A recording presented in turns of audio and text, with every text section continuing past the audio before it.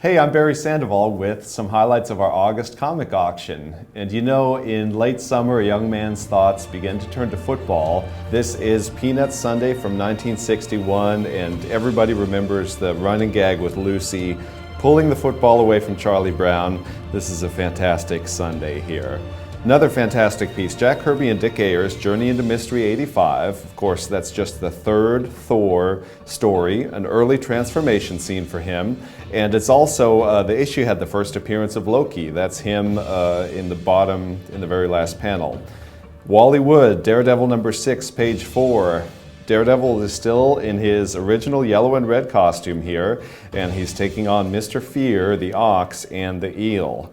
Here's Sal Buscema, Avengers number 72, the original cover art from 1970, with the Avengers facing off with Zodiac.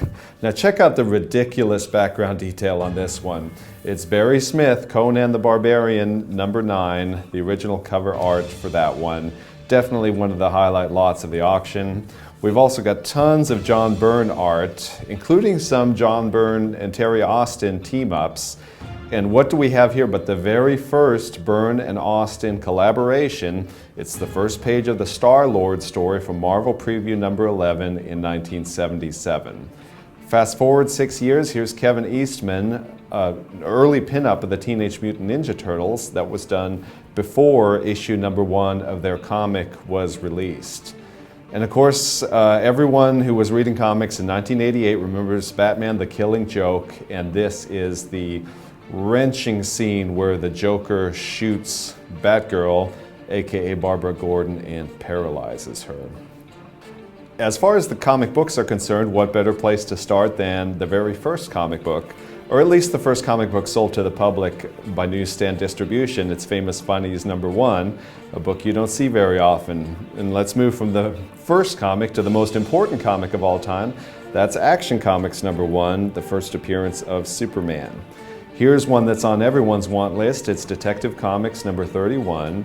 Classic cover, and of course it's just the 5th appearance of Batman. Unrestored copies don't show up very often, so don't miss this one. And here's All-Star Comics number 8, the first appearance of Wonder Woman. This is from an original owner Golden Age collection that we're featuring in this auction. Now we'll move on to the highest graded copy of Kid Comics number 1 by Timely. This is the Kansas City pedigree copy.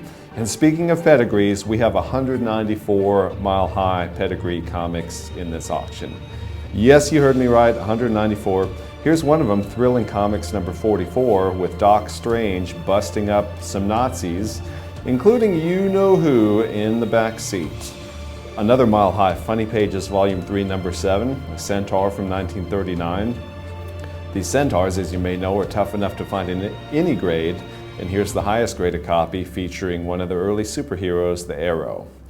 We've got another nice selection from the Gary Arlington collection. He had high-grade ECs, among other things. And this is Weird Science Fantasy Annual number 1, graded 9.2. You may know that there weren't any Gaines file copies of these square-bound ECs, so they are tough to find in high grade. And we've also got an excellent run of Amazing Spider-Man featuring this 9.4 copy of issue number 4.